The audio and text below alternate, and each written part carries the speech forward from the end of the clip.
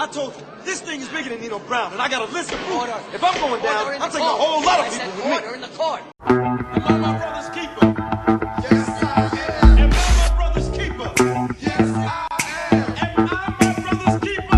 Yes, I am. To this day. Nino Brown Boxing, and I'm back in the building. Shout out to the LDBC. Don't forget to hit that like button and subscribe. Man, so I wake up in this morning, July 3rd, and I go to YouTube. I see Dante's Boxing Nation and Blue Blood Sports TV drop the video. Shout out to those guys, keeping me informed with the latest boxing news early in the morning, because I know damn well I'm not putting no videos out that early. But apparently, Canelo Alvarez and Oscar De La Hoya have sent an offer to Jaime Munguia for a September showdown.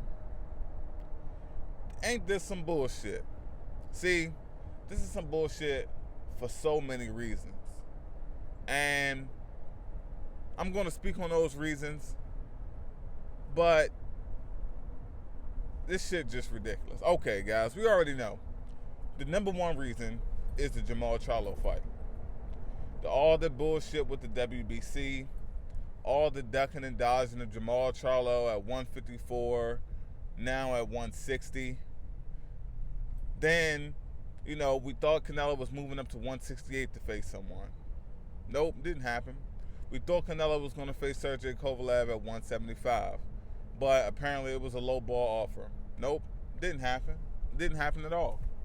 Now, we thought, Canelo, well, you got the option. You could have unified with Demetrius Andrade. Unifying with Demetrius Andrade would have meant that Canelo Alvarez wouldn't have had to basically drop his championship status with the WBC. Jamal Charlo would have had to wait. If you would have unified with Demetrius Andrade, Jamal Charlo would have remained the interim champion. Didn't fight Demetrius Andrade at 154. Ducking him at middleweight as well. So now, we're here. Jaime Munguia. Jaime Munguia is an extremely young fighter. He destroyed Saddam Ali. That was one of my favorite fights that year. Destroyed Saddam Ali. Got him the fuck up out of here. I'm fine with that. Then we go on to see that, okay, Jaime Munguia isn't as good as we think he is. He fought a Liam. He almost lost that fight. The shit should have been a draw, but he got the nod. He fought the Asian guy, Inui. Inui was a very unorthodox guy. He didn't put his punches together well, but he was extremely strong, and he had a hell of a chin.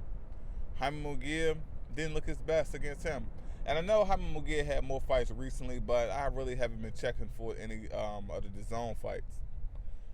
Now, to me, this is the kicker for it all. I thought Canelo Alvarez recently said, let me turn the AC down. I thought Canelo Alvarez, there go a Jeep, gotta do my Jeep wave. But I thought Canelo Alvarez recently said that he was not fighting any more Mexican fighters.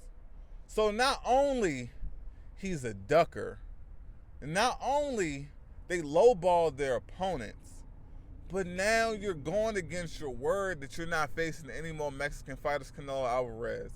If I wasn't done with you before, I'm done with you now. It seemed like Golden Boy went out, they scouted Jaime Munguia, saw he was getting a bunch of knockouts in Mexico, and said, we're gonna put this guy on the forefront. We saw an opportunity with Saddam Ali.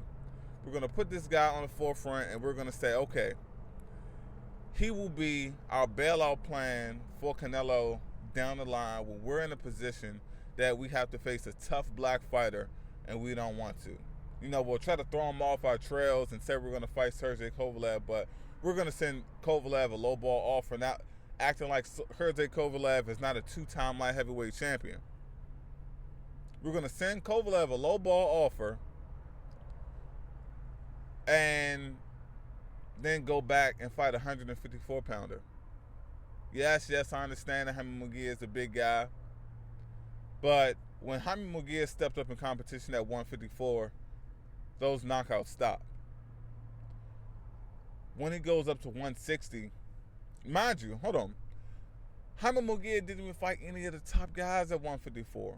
No Jared Hurd, no Jamel Charlo, no Aristotle Lara, no Julian Williams. Shit, no Austin Trout, no Erickson Lubin level fighters. So it's like, what has he really done? And this is another prime example. This is a prime example of Canelo Alvarez and Oscar De La Hoya pulling the whole card of why does this person deserve a fight? Why does Jaime Munguia deserve a fight? Jaime Munguia is at 154, just like Jamal was at 154. Jamal's resume at 154 is a hell of a lot more impressive than Jaime Munguia, but Jaime Munguia is getting the shot.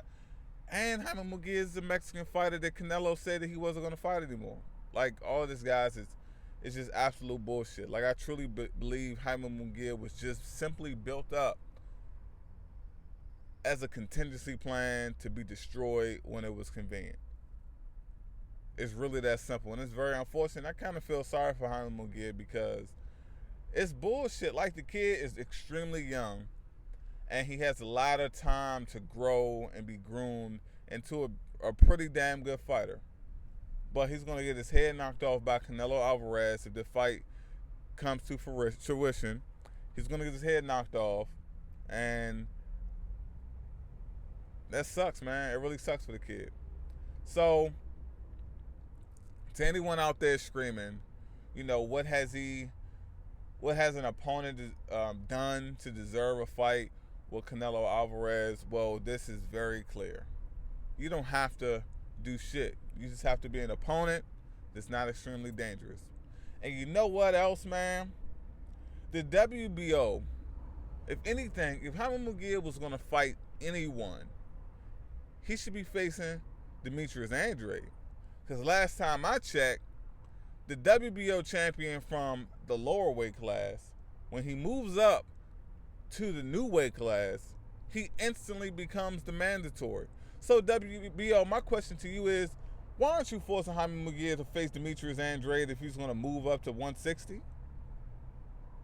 Come on now. And it's not like we say shit can't be done. Like, I understand it's two different sanctioning bodies, but the WBA, they stripped Guillermo Rigondeaux.